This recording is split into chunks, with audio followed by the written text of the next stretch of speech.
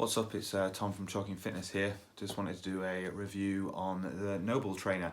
I've been wearing this trainer for about kind of 4 months, but I've kind of held off on kind of doing a review because I've been swapping it in and out with my Metcon 5 and my Nano 9 because I wanted to make sure that kind of when I was reviewing this I could still kind of make sure I knew how it fitted with kind of the other kind of typically kind of CrossFit and functional training shoes out there. So yeah, what I want to do I want to talk about 4 aspects.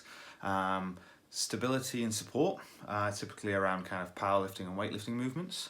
Agility and gymnastics, so more like kind of your fast-paced bodyweight movements.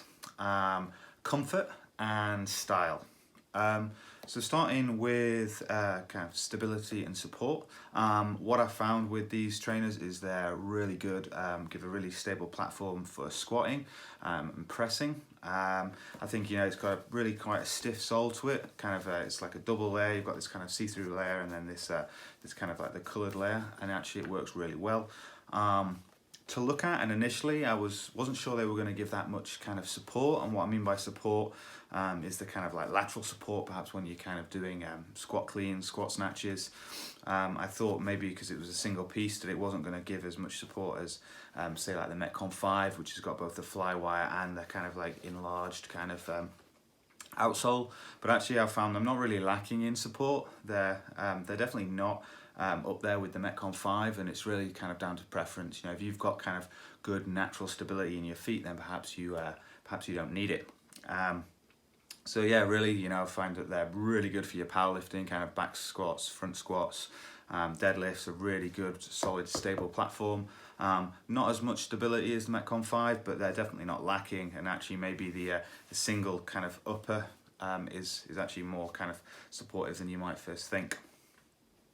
Moving on to agility and gymnastics, I think they take a little bit of getting used to. They're a little bit more rigid, being a single piece, and so I think and the toe capsule, especially kind of the front of the sole here, and the toe capsule can actually feel a little bit kind of rigid. So for doing things like burpees and box jumps, they're more bulky than the Metcon 5, probably more in line with the Nano 9.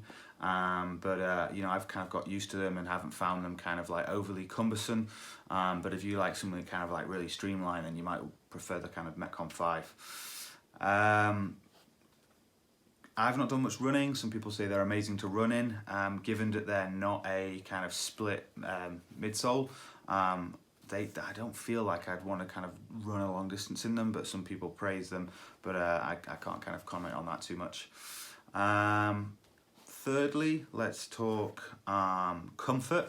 I don't think they bring that amazing comfort straight out of the box that you get with the Nano 9, and I think that might be because they haven't got the split dual density midsole, so they're not they don't feel like super comfy trainers out of the box. Don't get me wrong, they are comfy, and I think they get more comfy with a little bit of a break in. So the first thing I noticed is that when I first started wearing them, that they'd kind of crease in the upper, and that was kind of a little bit uncomfortable on the top of my foot. But as they've kind of broken in further, and this whole kind of like super fabric upper has kind of worn in, they've kind of definitely got increased comfort, but they kind of just feel quite rigid still as a single piece. So I don't think they're as comfy as say my Nano 9s or the Nano 8s definitely, which I think are even more comfy than the 9s, to be honest. Finally, style. I mean, okay, I went for a pretty kind of unusual design, so the kind of black and white bottoms and the purple top or the maroon top, whatever you want to call it, or is it Cabernet? I think that's what they called it. I reckon it's a bit of a Marmite. You either love it or you hate it. I'm a bit of a kind of a sucker for kind of like and can often peacock with some kind of crazy designs on my shoes. So I really like them. They're not cheap, at between like 115 to 130 UK pounds. So I'm probably not going to be rushing out to buy another pair as much as they keep bringing out amazing designs. So some people probably are never going to kind of want to splash out, but you know, if you like a good functional shoe, you can't go wrong with the NOBULL, but definitely kind of try others as well. There you go. About time I kind of reviewed these. Be interested to know what you think as well, and I'll catch you soon. Cheers.